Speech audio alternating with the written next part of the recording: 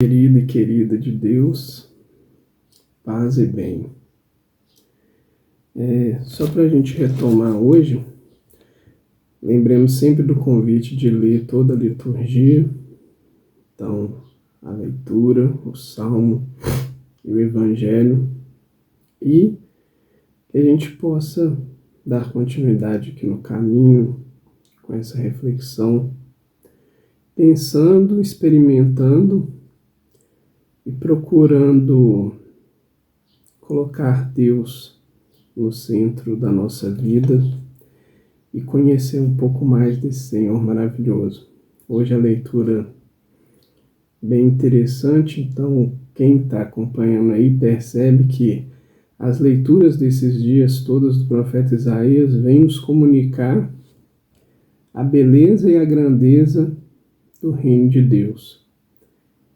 E são imagens, são figuras que nos mostram um pouco da Jerusalém celeste, da nossa vida, que será plena, que não haverá dor, que terá o melhor, mas que a gente saiba, né, que essa visão, essa profecia, ela se dará no nosso encontro definitivo com o nosso Senhor.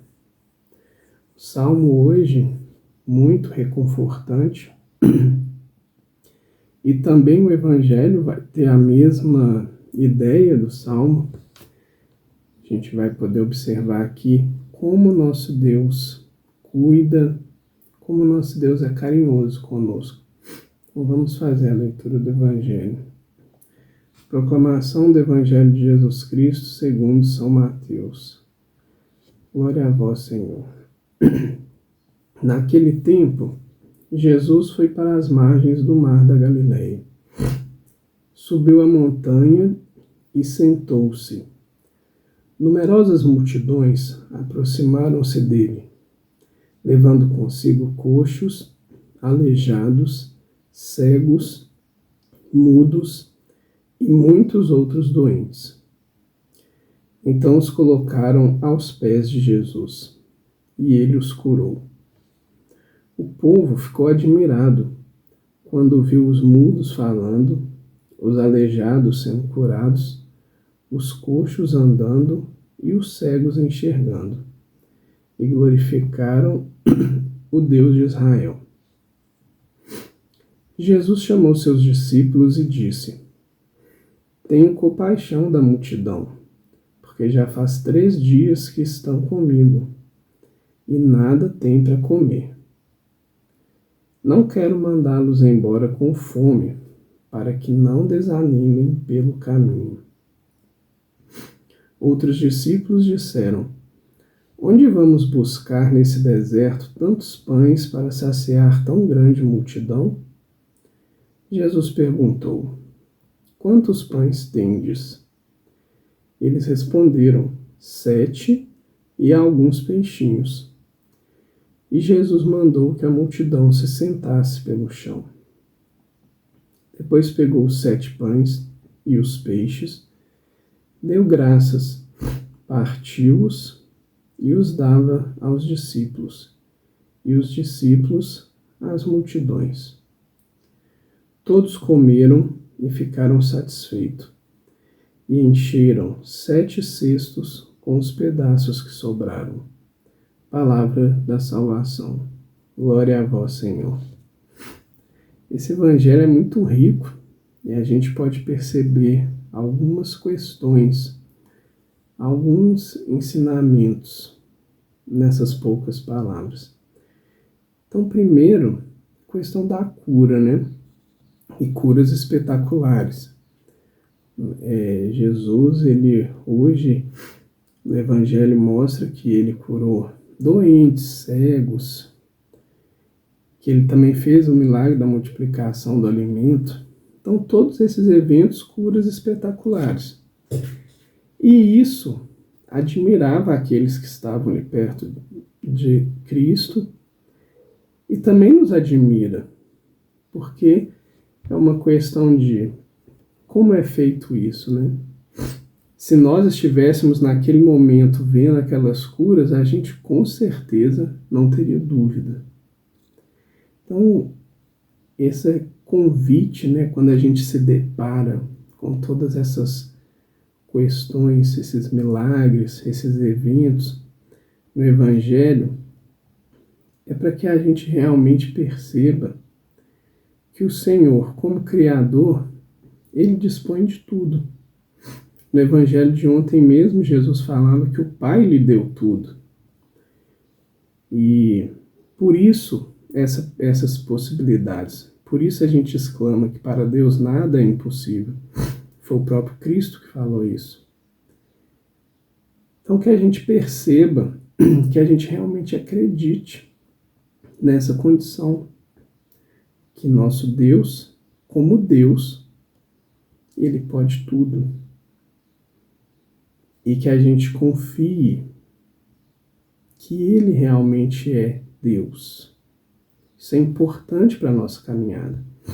A gente não segue simplesmente um homem, a gente segue o nosso Pai Criador e amoroso, que também é Deus. Que a gente perceba nesses milagres não uma busca desenfreada para nos satisfazer ou para que Deus possa sempre atingir o nosso impossível. Ele pode desejar isso também para nós. Nós também conseguimos no caminho, junto a Deus, as nossas curas, os nossos milagres, os nossos impossíveis. Mas que a gente não se prenda nisso. Que a gente simplesmente deixe Deus ser Deus e Ele agir conforme Ele deseja. Mas nesse movimento que a gente possa sempre pedir para que o Senhor alinhe no nosso coração, alinhe o nosso coração com a vontade dEle. Porque aí a gente já vai começar a perceber esses milagres acontecendo na nossa vida. De outra forma, Jesus fala assim: tenho compaixão da multidão. Não quero mandá-los embora com fome para que não desanimem no caminho. Olha só o cuidado de Deus para com cada um de nós.